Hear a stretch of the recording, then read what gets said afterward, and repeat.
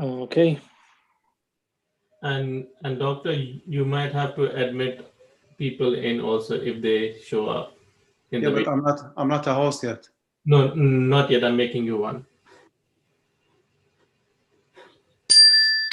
So the stream is now, and you're the host. Okay. أعوذ بالله السميع العليم من الشيطان الرجيم. بسم الله الرحمن الرحيم. الحمد لله رب العالمين، والصلاة والسلام على أشرف المرسلين سيدنا محمد وعلى آله وصحبه أجمعين. ثم أما بعد, my dear respected brothers and sisters, السلام عليكم ورحمة الله وبركاته. We start by praising Allah subhanahu wa ta'ala and sending prayers and salam upon our beloved Prophet Muhammad sallallahu alayhi wasallam, upon his family, companions, and all his followers. May Allah subhanahu wa ta'ala make us all among the sincere, the truthful, the trustworthy followers of Muhammad alayhi salatu wassalam. Ameen, ameen.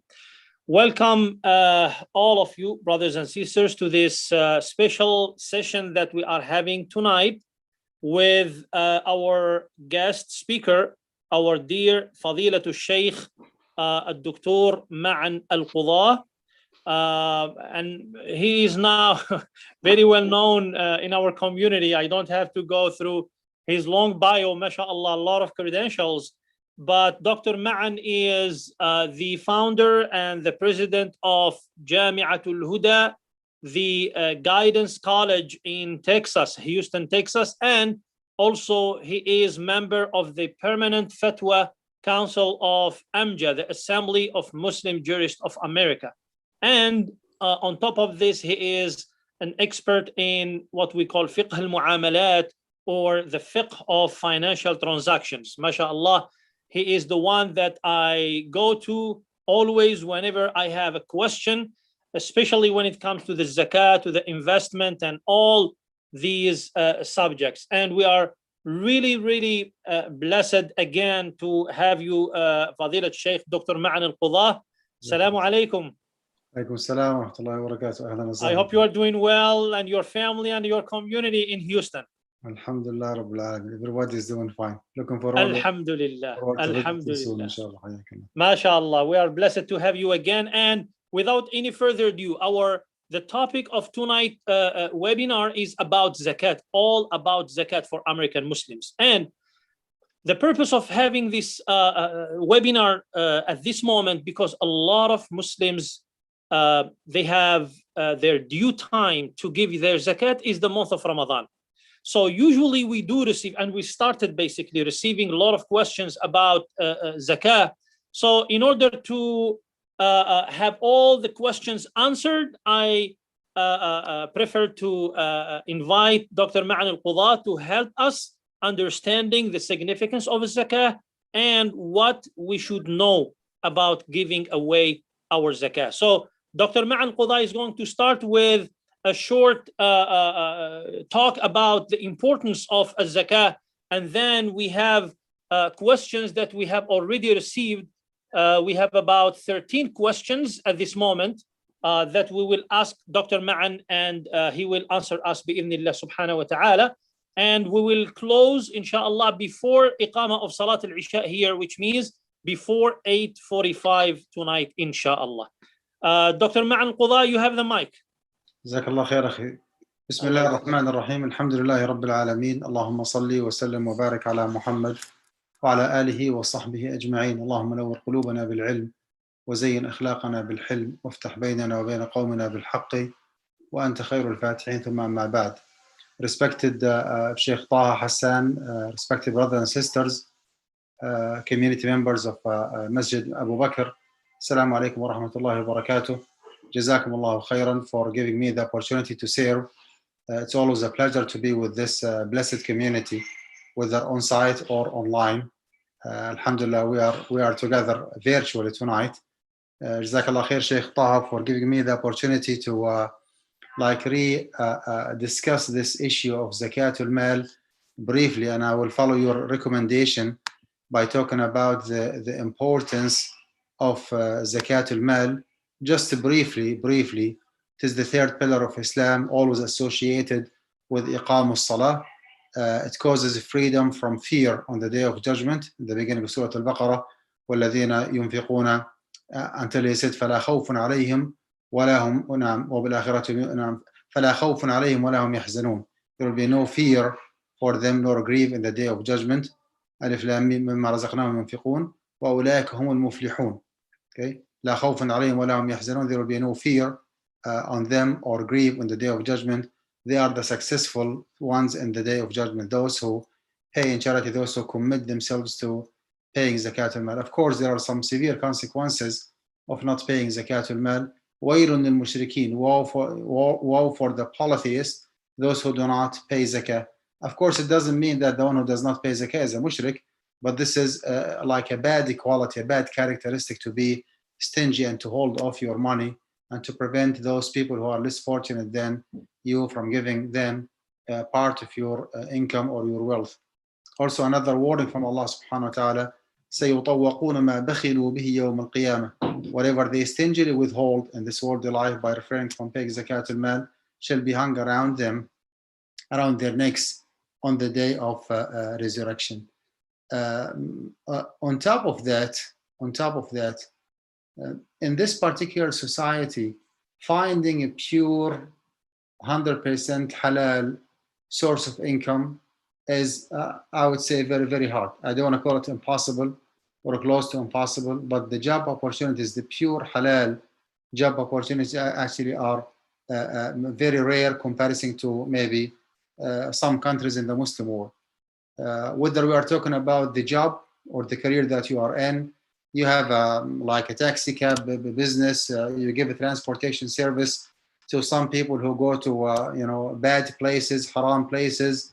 You offer accounting service or CPA or bookkeeping service for a business that has a mixed haram and halal business. You invest in the stock market. You have stocks. Those stocks are not 100% halal. Maybe mistakenly or wrongly you have some bonds or some derivatives or some futures or some options. Okay, the stocks might not be purely halal. Those other instruments or financial instruments, the vast majority, the majority of them are not within our comfort zone as practicing Muslims, especially when it comes to futures, when it comes to options, when it comes to derivatives. Let me stop sharing this presentation here and show you something else that is very relevant.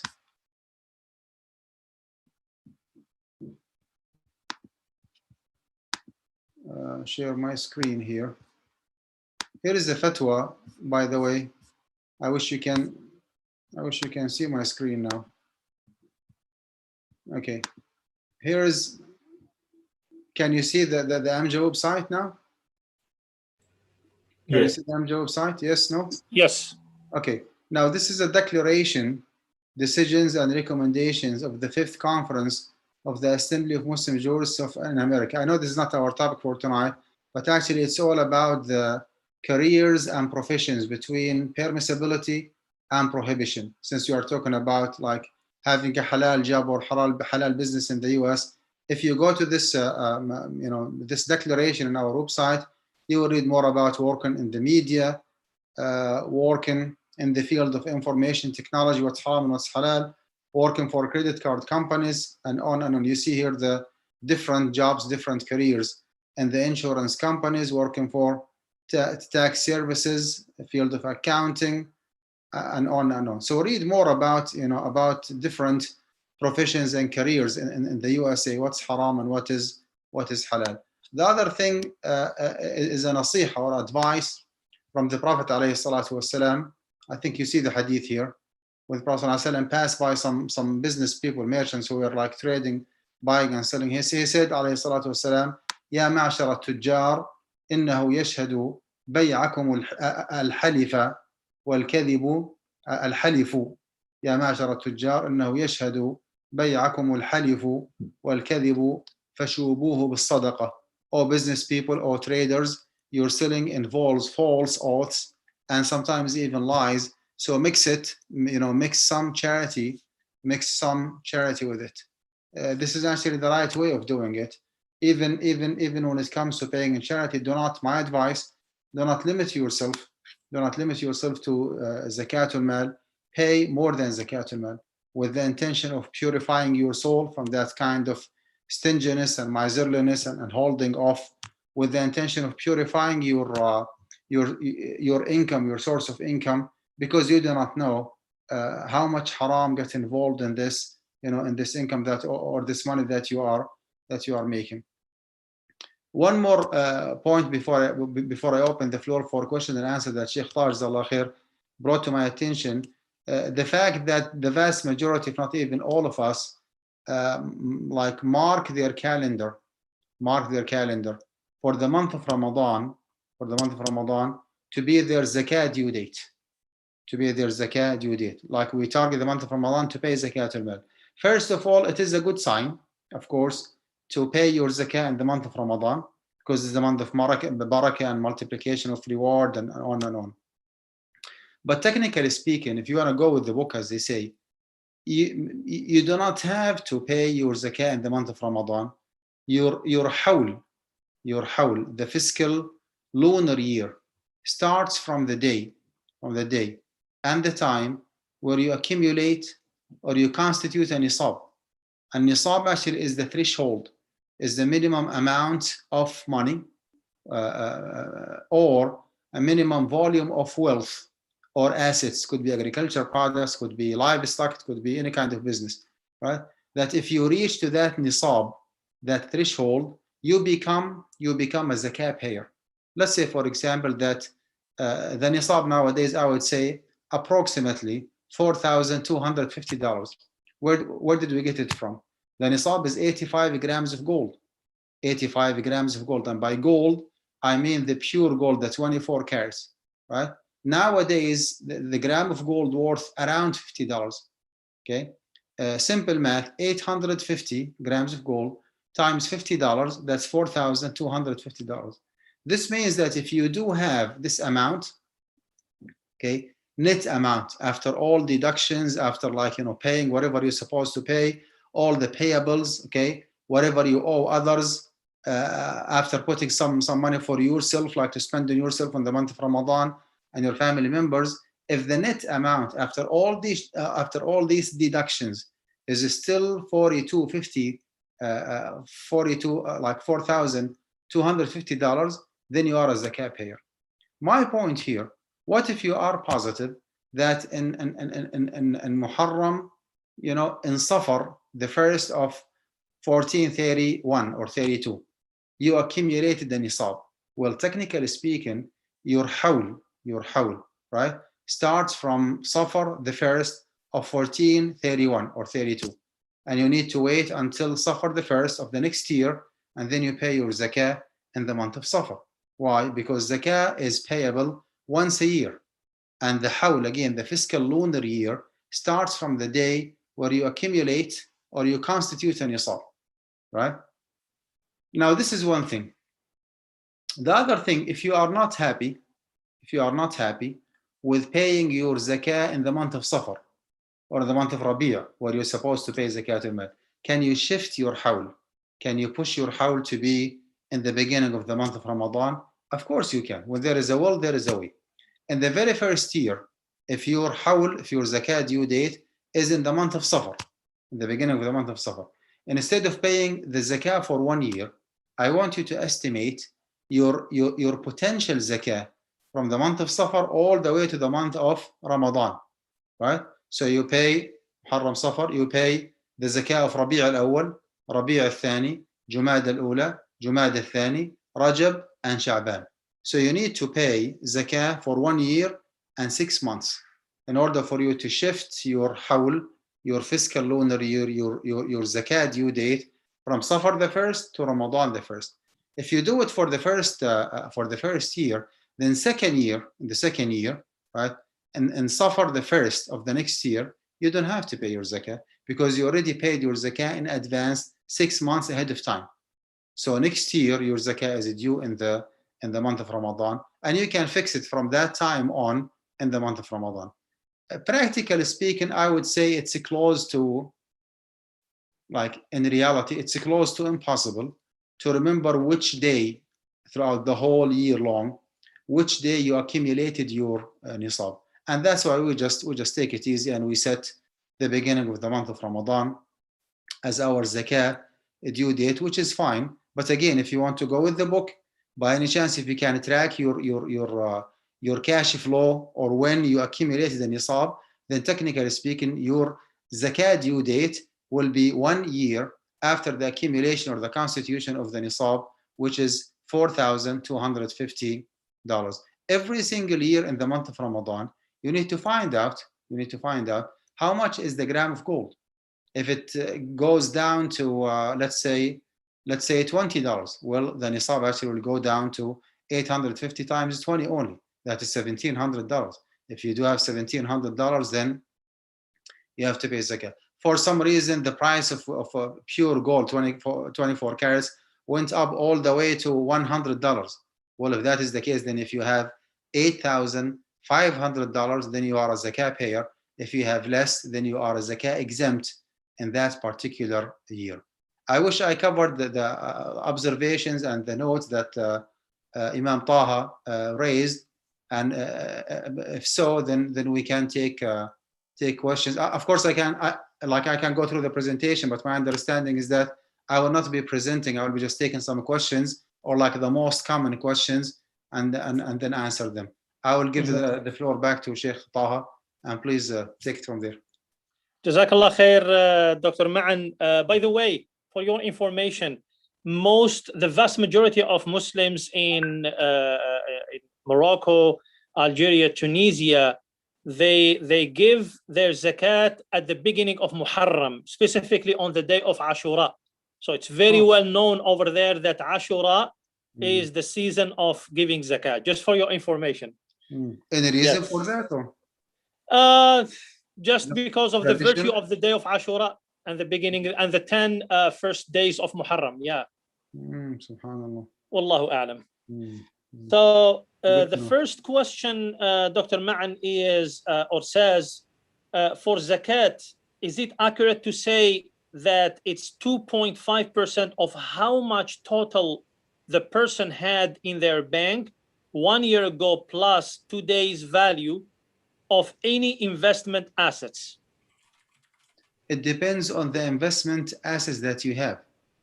I will give you an example.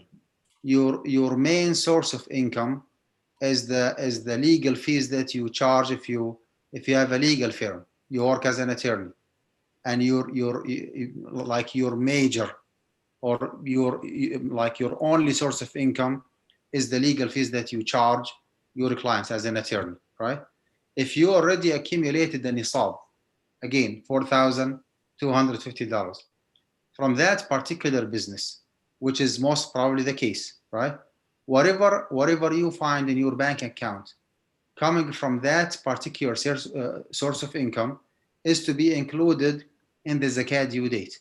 Because hawalan al-hawl, the passage of 1 lunar year, does not mean that every single payment you receive has to stay in your possession for 1 complete year. This is a very common mistake or misunderstanding. Because if you have received, today was Wednesday, you received $5,000 yesterday, and today, Thursday, you received 1,000, and tomorrow you will be getting 500. If you want to go with the literal understanding of hawalan al-hawl, it means that you have to keep track of every single payment that you receive. And if you go with this approach, you're going to end up with having maybe more than 250, 300 different zakat due date, which is impossible, right? Zakah is to be paid once a year, and hawalan al-hawl actually applies to the nisab and whatever is accumulated on top of the nisab. That's called the mal al-mustafad. So back to our example, I'm 100% positive that you do have $4,250 coming from your law firm service, right? Maybe you have received a what, as they say, what check, $20,000 just 1 day before the beginning of Ramadan, and you made a deposit for that money. Next day in the morning, do you have to pay zakah on that $20,000 in addition to whatever you have in your bank account? The answer is absolutely yes, because the nisab is there, and the mal al-mustafad, the surplus or the extra money, is there. Not only that, if you already have a side business, right? You have your own aside business, whatever the business might be. Whatever you accumulated from that money is to be added up to that bank account. If you do have some cash money at home, okay, you gave your wife some money like to spend, you gave some kids some money to spend, right? Whatever you have at home in your checking account, in your saving account, although you're not supposed to have a saving account, okay, whatever money is documented, or even if it is not documented for some reason, which is something illegal, by the way. But if you do have undocumented money, everything has to be added up together in one virtual pool of money, and you pay zakah on it. Not only that, hold on. Even if you have individual retirement account, you have a simple investment account, you have a brokerage account, and that money actually has been generated from your source of income, then everything actually is to be added up together. So it's not only the cash money, it is the cash money and whatever investment, whatever business, whatever retirement account that came or has been generated or paid from that source of income are to be added up together. Let me just bring some more details here, because this is a very common question. Before that, Dr. Ma'an, would you please add Brother Azim to be the host, because there are some people waiting. Yeah. I am ICSD Zoom. That's me. Make a host. Okay. You are a host now. Okay, great. Go ahead, Doctor. When it comes to investment accounts, okay, or retirement, well, investment in the stock market, okay, it has two different major categories. Okay, the first category is the retirement accounts, and the second category is otherwise. Retirement accounts, most probably, when we say retirement account, we mean the employer-based retirement account. Okay, the most common one is the 401k. If you work for corporate America, of course, there are like a lot of like other or similar accounts, like 403b if you work for non-for-profit organization. It could be pension plan if you work for the federal or the state or the county or the city government. Whatever the name of the account might be, right? Whatever is accessible from that account. If you apply for humanitarian case or hardship, sometimes they call it, to Fidelity or to Vanguard, okay, which is the company that manages your 401k. If you insist in withdrawing as much as you can in the month of Ramadan, okay, just hypothetical, math, you don't have to physically withdraw the money. How much you will be having an access to from your 401k, from your retirement account? Let's say you have an access to 50% of the account, right? If the value of your 401k is 100,000, then the accessible or the withdrawable amount is 50,000, in our example. But this is not the take-home amount. If you decide to proceed, you will be charged sometimes interest, processing fees, penalty, tax, whatever charge might be. Let's say $5,000. So the net amount so far is $45,000. Okay. If you want to stay in the safe side, then you pay zakah on the $45,000 based on 2.5% zakat rate. If you want to go with the book without paying any extra dollar as zakah, you still can deduct another, I would say 10 to 15, maybe even 20% from those $45,000 usulun thabita, the fixed assets, because the stocks that you hold in the stock market do not represent 100% commodities and merchandise and assets, and no, they do actually represent commodities and merchandise and goods from one side, and they do present usulun thabita, fixed assets, like the offices and the buildings and the machineries and the devices and like instruments that the company uses, software, hardware, whatever they use to run their business. And all these assets are zakah exempt, right? So if you want to go with the book, you can still deduct another maybe 15 to 20% from the $45,000 in our example, and you pay 2.5% zakah on that amount after adding it up to the virtual pool of money, right? Now, by the way, if you prefer to pay your zakah in the month of December, okay, like to go with with the Gregorian calendar for, for tax purposes, you want just to clear your zakah record in the month of December. That would be fine. But you need to consider paying zakatul mal based on 2.575% to accommodate the 10 days difference between the Gregorian versus the lunar year. If that account that you have is not accessible at all, which is most probably pension plan to my knowledge, if you have a pension plan, you cannot even apply for humanitarian case or hardship. You do not have an access to that account. If that is proven, then your pension plan is zakah exempt. You just wait until the age of 60, 65, whatever the retirement account in the state of California might be. And then upon receiving the money, you pay zakah on them. Why? Because you do not have an access to that account. And one of the conditions for the zakatability of the money is al-mulku tam raqabatan wa yadan, full ownership and full access. You do have an ownership, but you do not have an access to it. And that's why, if you do not have an access to it, then it is zakah exempt. Now, this is actually one category, which is the retirement account. The second category is the otherwise. It could be IRA, it could be individual retirement account. It could be a simple investment account. It could be a brokerage account. It could be just like a regular mutual fund or something called AGMA, which is the Unified Gift for Minors Act, like the saving that you have for your kids, right? For their future, for their education, whatever. If that is the case, then you ask yourself the same question.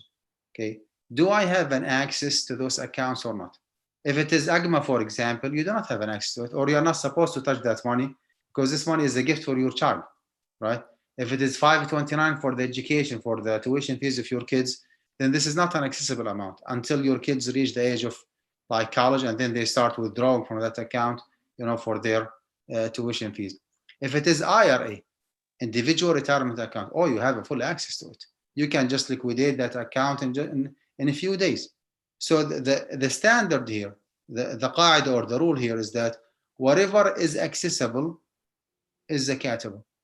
You do, you do your homework, you find out, which one of those accounts is accessible, and if the answer is yes, it is, how much you have an access to, whatever you can withdraw, that is the figure amount that you start your zakah calculation with, of course, after deducting all the deductions that I already explained. So I wish the issue is now clear, that you do not limit yourself to the cash money you have. No, anything that has been bought, purchased, owned, from that money is to be taken into consideration, to be added up, to that virtual pool of money, and then you do your math accordingly. Jazakallah khair. I like the rule that you mentioned. Whatever is accessible, it's zakatable. There you go. MashaAllah. And actually, Jazakallah khair, you have included the answer for, I think, at least 2 or 3 questions about the zakat on 401k.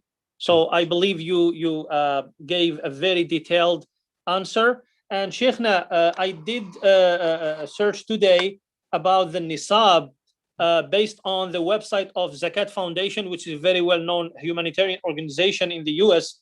As of March 31st, which is yesterday, 2021, 85 grams of gold is approximately $4,670.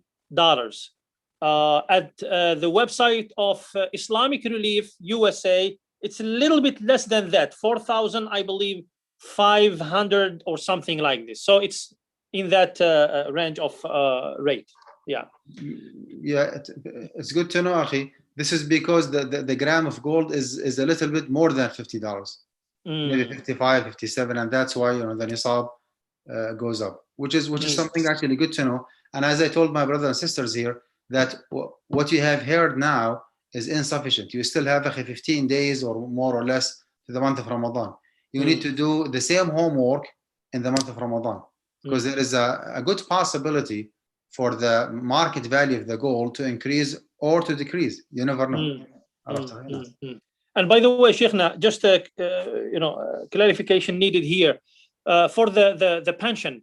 When the person will have access to the pension money, so they will pay zakat one time for the entire amount of pension they have, right? And from that point on, every single year, you have to pay zakah on the value of that account every single year.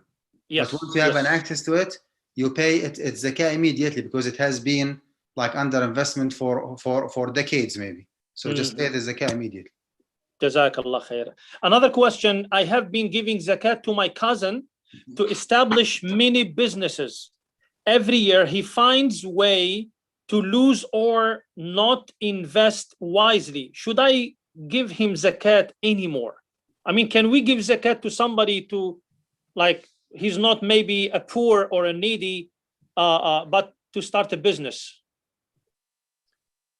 If it is proven that that person does not fall under the category of al-fuqara or al-masakin, okay, or al-amilina alayha, he works like in the zakah field as a zakah worker, or he does not match any criteria of any of those 8 different categories that Allah subhanahu wa ta'ala designated clearly in the Quran, then that person is not an eligible zakah recipient to start with. Giving zakatul mal to someone to establish a business is not a correct decision unless it is proven that that person is a poor person, whether faqir or miskin, with the differences regarding the definition of al-faqr and al-maskana.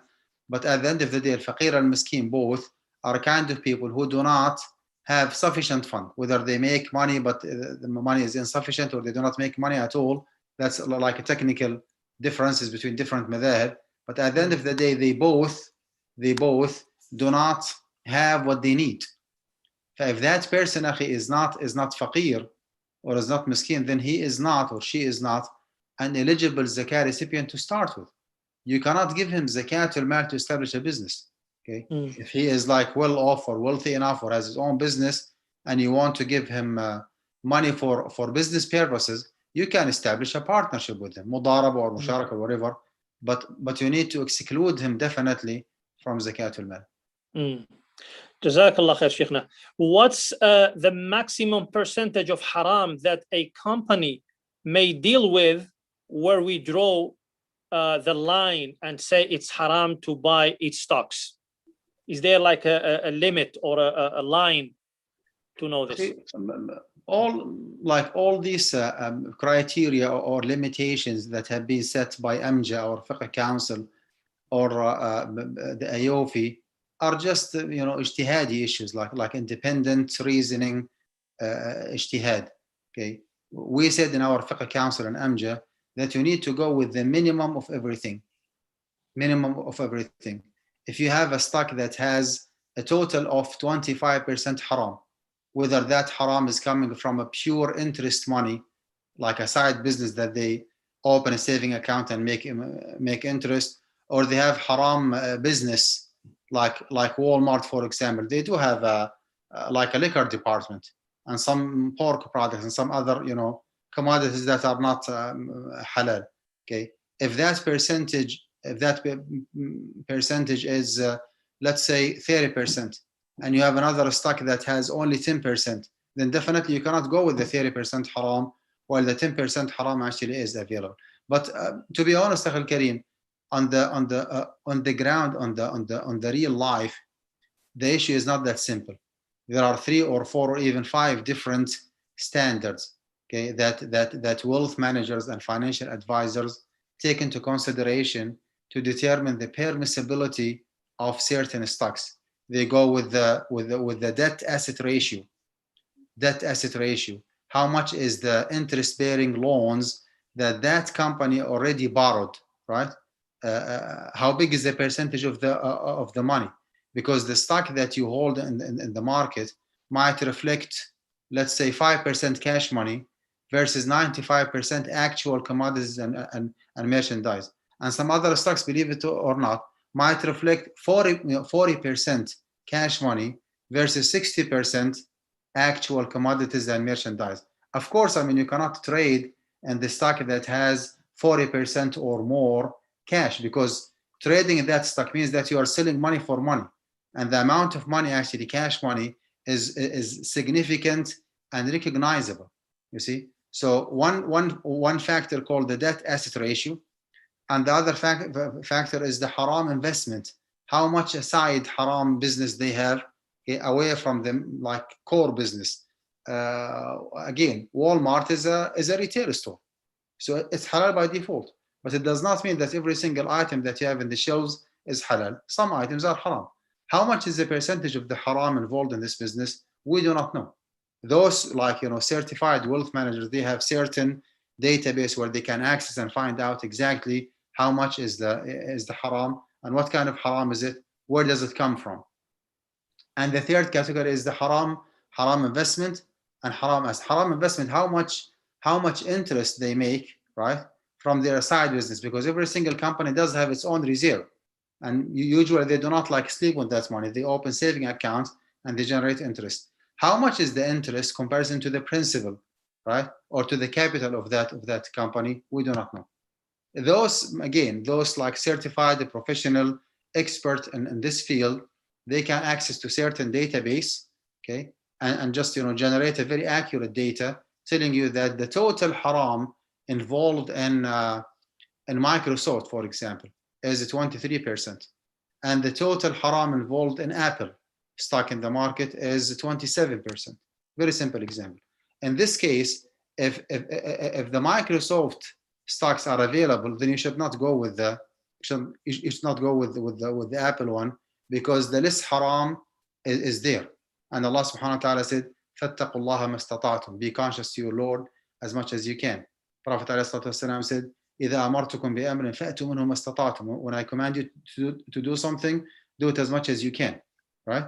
So you cannot go with the higher haram while the lower haram actually is there. But again, at the end of the day, all these standards, okay, percentage for haram debt asset ratio, haram investment, haram assets, right? All these are just ijtihadi issues.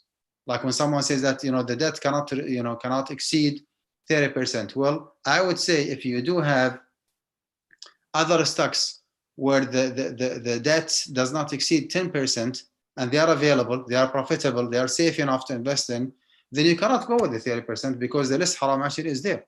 So you can actually be more conservative. Maybe you need to compromise a little bit of your profit in that particular business, but at the end of the day, you do it the halal way, okay, in the most conservative way. You limit yourself to the stocks that they have the minimum haram available in the stock market. Jazakallah khair, Sheikhna. There is a question about zakat on the gold, the jewelry that women use, for example, during parties or weddings, not necessarily every day, but it's not a gold that they save for the rainy days. So is it zakatable money or not? There is a well-established, disagreement or debate between the madhab regarding the zakah on jewelry. For our brothers and sisters from the subcontinent who strictly follow the Hanafi madhab, they go with this opinion that the jewelry is zakatable. And I'm not here to discourage them from paying zakatul mal. If you do pay zakatul mal on the jewelry of your wife and your daughters, keep up the good job. The more money you pay as zakah, the more reward you will be getting. But if you ask me a question, do I have to pay zakah on the jewelry of my wife and my daughters? My answer is no. You do not have to pay zakah at all, as long as, number one, that jewelry is for the personal use of your wife, as you said, Sheikh Taha. There is no profit motive behind it. It's not for business purposes. You are not watching the news and Apple Finance and Yahoo Finance and those indexes. Whenever the price goes up, you sell. Whenever the price goes down, you buy. It's not your practice, right? And number two, what your spouse has is within the average of that particular age, in that particular society, in that particular level of income, because actually the low income people are different from the middle income, different from the high income, right? If you are talking about 25 years old sister married to a surgeon, for example, living in California, that is way different than 75 years old sister living in Jordan, for example, married to a farmer, for example, right? The average here is different than the average there. So whatever is counted or considered as the average in that particular society, for that particular age, for that particular like level of income. Okay. And number two, it's for the personal use, okay, of your spouse or your wife. Then it is zakah free, it is zakah exempt, because there is no difference between the jewelry that your wife wears or has versus the house that she lives in, versus the car that she owns and drives, versus the clothes that she has, versus the furniture. All these personal belonging or personal items for your personal use are zakah exempt. And when it comes to jewelry actually is not exempted. It is actually within the mainstream practice that, you know, this is what she uses for her personal use. Now, the fact that like subconsciously yourself and your wife have in mind that, Allah forbid, like in case of desperate need for money, we're gonna sell what we have. This actually does not make the jewelry zakatable, because I mean this is what all people do, right? But this does not mean that the main reason behind buying the jewelry is to sell or to trade or to make profit. No, it's not. Okay. So just as an ihtiyat, a reserve, like Allah forbid, if something happened, then I'm gonna sell the jewelry, which is fine. But you know, at the end of the day, that jewelry is for the personal use of your wife. If that is the case, like long story short, as they say, jewelry within the average, for the personal use are zakah exempt. If the average is $20,000 and one sister has $70,000 worth of jewelry, that's too much. The first 20,000 are zakah exempt, okay, and the surplus, the extra $50,000 are zakatable. If she does have 20,000, but it was clear for both spouses that this is for business purposes, okay, and they keep like trading and buying and selling throughout the whole year long to make money out of this like a jewelry business, then everything she has is zakatable, even if it is within the average, because this is a business and not like a personal use jewelry. Jazakallah khair, Sheikhna. I have a question. It says, I pay for my sister's school tuition and I consider it from my zakat money. My dad cannot pay for her tuition. Is that okay?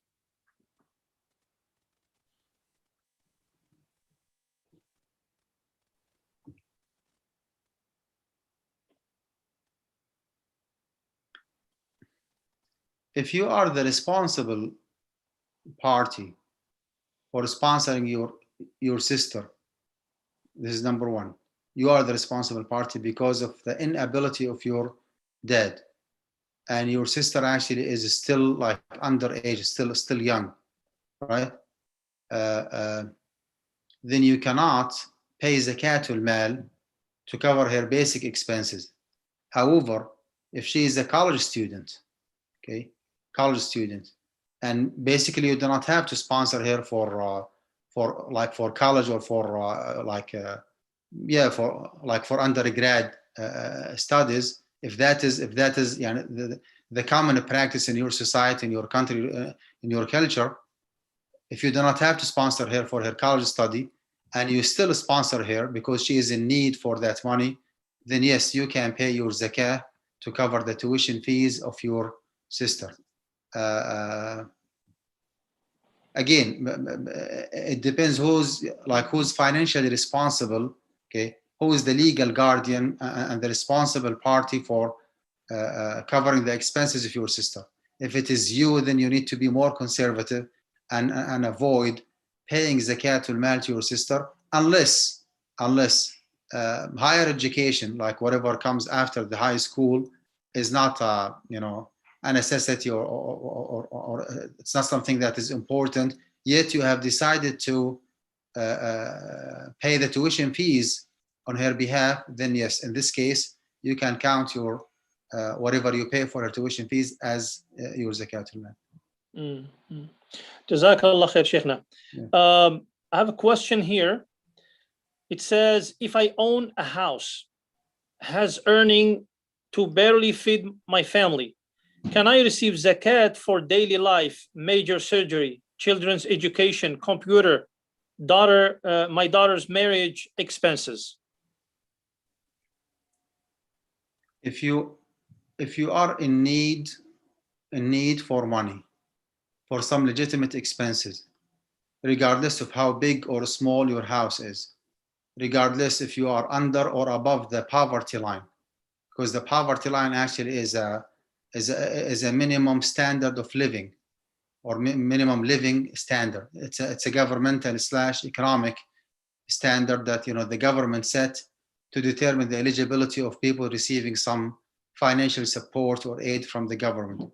So the size of your house, okay, does not matter at all. What matters here is that if you have some legitimate expenses and your income does not cover your legitimate expenses, okay, legitimate expenses, then you can ask for zakat al-mal. You are an eligible zakat recipient. That's the answer. I'll give you an example. You have a paid like a clear title house, and your house barely fits your need, right? But it is paid off, okay? And you make $7,000 every month. You barely can afford paying for your groceries, for your basic expenses, transportation, healthcare, tuition fees for your kids. Sometimes you run short. If that is proven, then you are eligible for zakah, okay, like for asking for zakat al-mal, for whatever is sufficient to set off any deficit that you might have, or any loan that you might borrow to pay off for your necessities. Let me put it this way. If you need 8,000 in average and you make 7, then you are eligible for $1,000 a month, like to break even. Jazakallah khair. Another question, Sheikhna. How can I calculate zakat on gains of bitcoins and crypto profits? First of all, in our fiqh council, we discourage Muslims from dealing with the cryptocurrency. We do not dare saying it is haram, because haram actually cannot be established unless we have a straightforward, strong evidence, and there is no straightforward, strong evidence to show the prohibition of cryptocurrency. However, because of the significant amount of gharar, or ambiguity, or uncertainty, because of the fact that the cryptocurrency is a decentralized currency, that there is no financial authority behind it, no central bank, no Federal Reserve behind it. Second of all, because of the unjustified fluctuation of the market value of the cryptocurrency in general, and Bitcoin in particular. I have heard nowadays that that 1 unit of Bitcoin worth around $59,000. 1 year ago, it went down maybe 35% down. So there is a unjustified, ununderstandable actually fluctuation in the value of the cryptocurrency. In addition to the fact that some people use cryptocurrency for money laundering purposes, which is something illegal. So because of those 3 different reasons, we dislike dealing with cryptocurrency. However, the amount of central banks and commercial banks who are acknowledging and accepting, and even corporate, like in corporate America, and even outside the US, the amount of big international companies who do accept cryptocurrency is increasing. Okay, and by this increase, actually, maybe after a few years from now, we can establish what is called the general acceptance, al-qabul al-am, for a certain currency. Now, the dollar that you have in your pocket is generally accepted because it is backed up by the government of the United States. Even if you go to Algeria, you go to Jordan, the Jordanian dinar that you hold actually is guaranteed and supported by the government of Jordan, by the regime in Jordan. So it has an authority behind it. But when it comes to cryptocurrency, there is no authority behind it. And that's why you might lose significantly.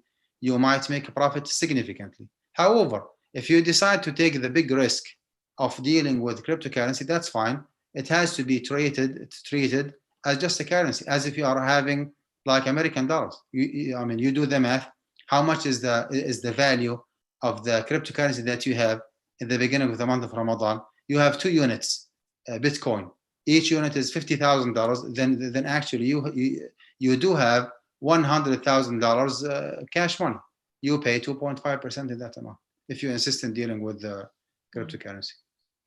Jazakallah khair, Sheikhna. We have only a few minutes and there are 2 questions. The first one is, do we have to tell the zakat recipient that this is zakat, or just tell him that, you know, here is something for you, or here is sadaqah, or do we have to mention zakat?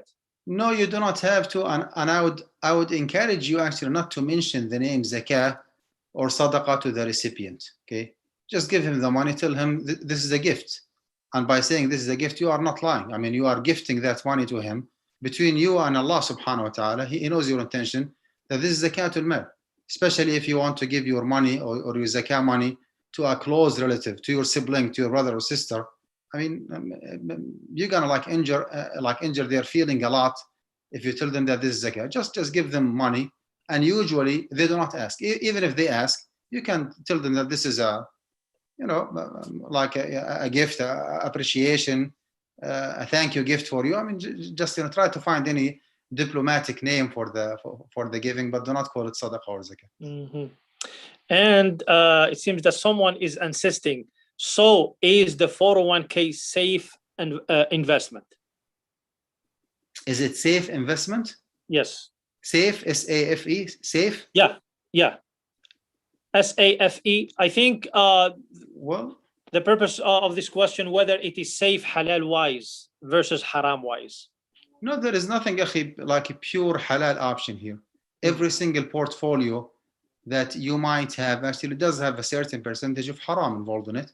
You do not have to get rid of or to like drop the 401k option because it does have some haram. Keep it as is. Try to purify it as much as you can. Try to like modify or adjust your portfolio to exclude any option or any derivative or any future or any bonds, right? To keep it like a pure stocks only. Within the stock options, you keep purifying it until you limit yourself to the most halal stocks available in the market. But I do not recommend at all waiving or just compromising your 401k because it's not a pure halal one. I mean, this is too much, and keeping your 401k is a part of your financial stability, in which the Prophet ﷺ said, إنك إن تذر ورثتك أغنياء خير من أن تذرهم عالة يتكففون الناس. Leaving your family members wealthy is way better than leaving them poor, begging people. So do not be conservative. Be practical and be reasonable. اليد العليا خير من اليد السفلى. The upper hand is better than the lower hand. Do not wait until you pass away, Allah forbids, and then you let your wife and your kids go to the masjid asking for sadaqah or donation or just holding fundraising for them. You don't want to put your wife and kids in that position. Act wisely, act maturely.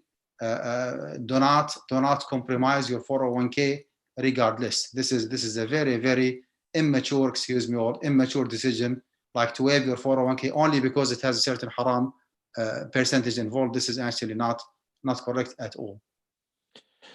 Jazakallahu khairan, Dr. Ma'an. There is truly no words to express our gratitude and thankfulness to you for sharing your knowledge with us, your expertise with us. Jazakallah khair again.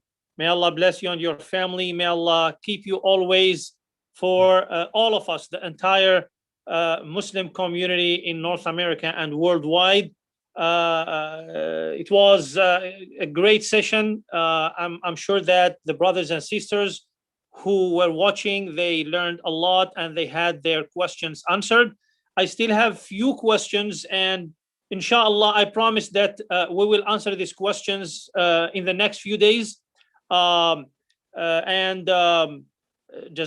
khair for sending your questions. And this is a good sign that our brothers and sisters are seeking al-halal. You know, when you see a Muslim searching and asking about this kind of stuff, it means that they are really concerned about what they are earning, and they want to make sure that it is halal and it is not coming from al-haram, because we know the consequences of earning from al-haram.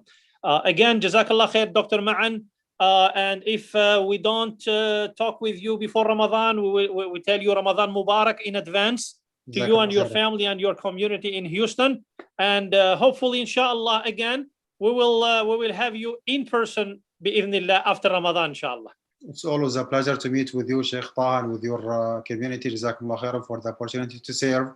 We'll stay in touch, inshallah, and we'll see you soon in San Diego.